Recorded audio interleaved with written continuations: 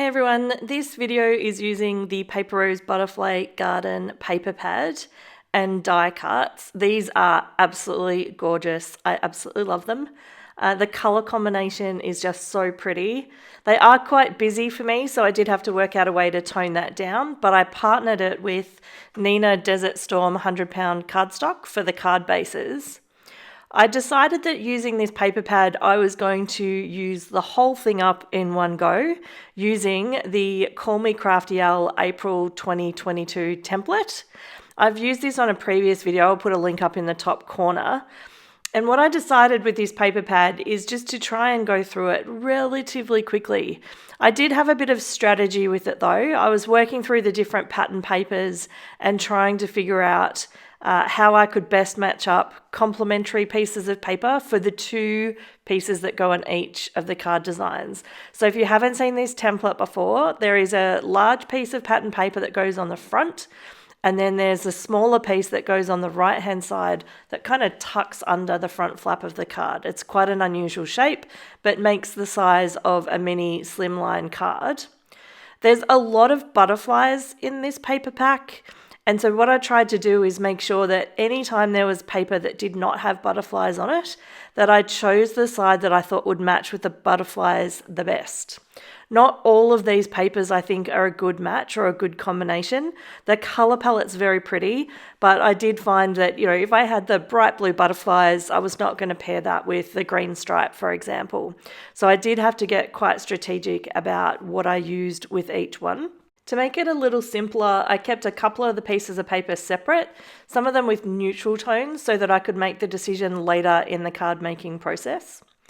I've got my scoreboard here. I don't think that this one's available anymore, and I'm just running through and scoring the cards in the appropriate place just to get them ready to attach all of the pattern paper panels.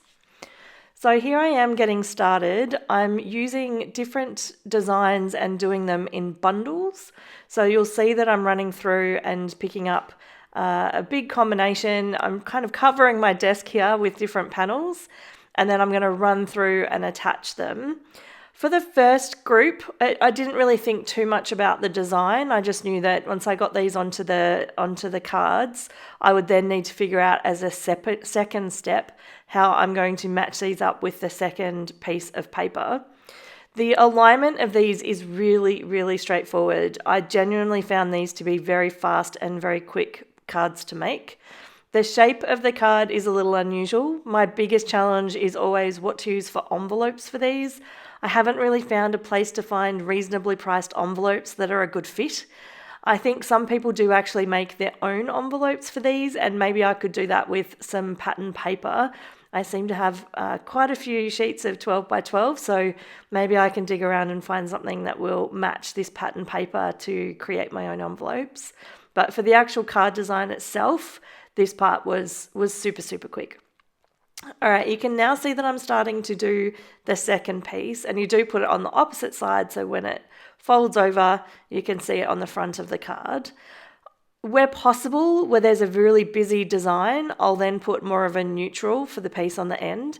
And you can see here, I'm just fiddling around trying to decide which piece of paper is a good fit. And then I tend to do each of the cards together. So you can see here that there was two that I've added the yellow to, and those ones are complete. I've now got this quite busy flower design, and I'm adding the green stripe. When I get to the blue, I skipped over it. I put it at the bottom of the pack because I could not figure out which paper would go with those blue butterflies. So I thought if I work through some more of the pattern paper, then I will have less choices and less decisions to make as I'm progressing through the pile of cards. Where I'm using the butterfly paper, I'm really trying to match either a plain design or some foliage with the butterflies and not have two of the butterfly papers on exactly the same card. I'm pretty sure if I remember correctly, I managed to succeed at doing that, but only by using some of the busy flower papers and partnering that up with some of the butterflies. This butterfly paper on the top left with the yellow is my favorite paper of the lot. The one that has all of the butterflies lined up in different colors is gorgeous also, but I just think the yellow matches really, really well with this craft card base and partners up pretty well with all of the other papers actually. It was one of the easier ones for me to partner the paper with. So you can see here that I've got some busy paper and I'm trying to figure out how to cut down and use some of these extra bigger panels, and I'm putting the whole card together in one go. It just made it easier that way. This paper pad has 18 sheets, so I'm going to get 36 cards by using all of it. I essentially get 2 cards out of each piece of the pattern paper. In the end, I decided on a strategy for these blue butterflies, and it was to actually not use the butterfly side of the smaller pieces of paper. So for these cards, they're actually using 2 sides of the same piece, one that has the pale blue and one that has the bright blue butterflies. So those tones actually work together really, really well. Ideally, I would have used the butterfly side of the paper because that's what I like rather than the watercolor look of the blue.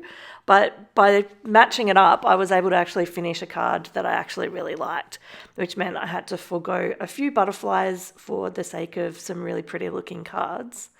These ones here with the yellow are just my absolute favorite. And they do have the yellow paper that has white words. It has some really nice script on it. So now I'm down to the final couple of pieces of paper here.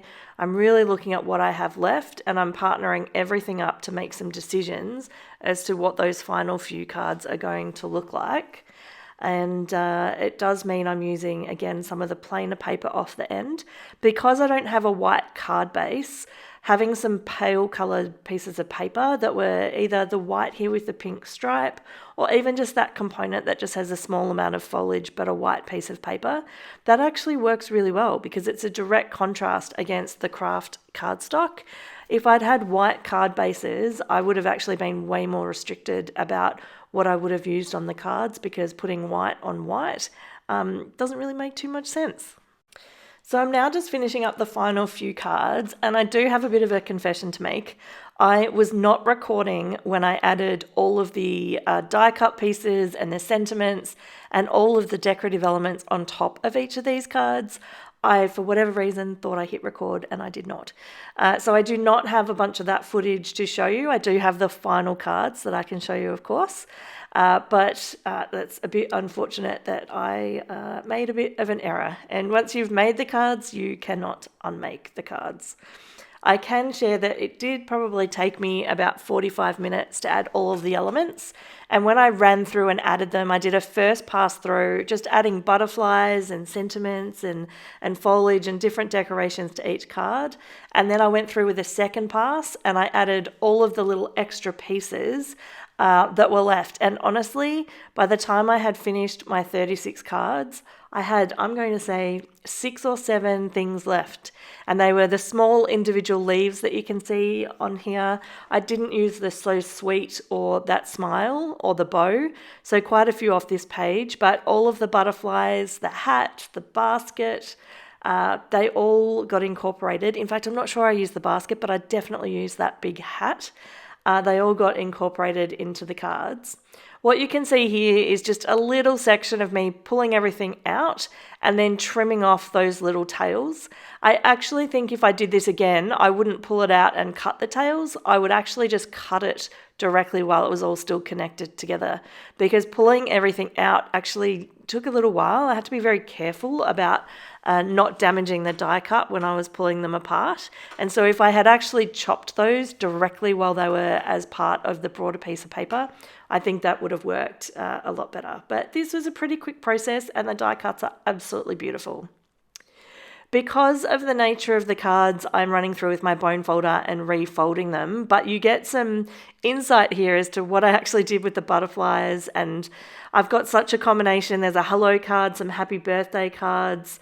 I did use some of the thinking of you and the components that were part of the die cutting set. The other thing I did use quite a bit of was Thank You. So you can see that thanks die. That's stacked up 3 times with a coloured die on top. So it's 2 white and then 1 of a coloured cardstock. I had a load of those in my stash. I think I had about 20 and they were all different colours. So you can say I used a blue one, a grey one. I think there's one here in craft. An absolute mixture.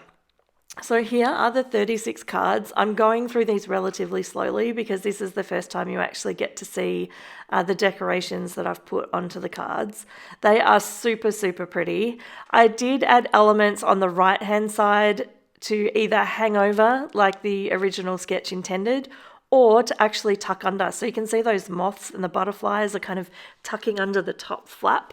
It just adds so much more interest to the cards, but they are absolutely fantastic. This pattern paper is just amazing. I will say that some of the dies that I put on top or some of the die cuts, I would maybe make a different choice, but I don't normally work with papers this busy, so I'm happy that I did a decent job. If you want to see more videos using Show Us Your Sheet Load templates, I've put a playlist here and another video I think you might enjoy. Have a great day.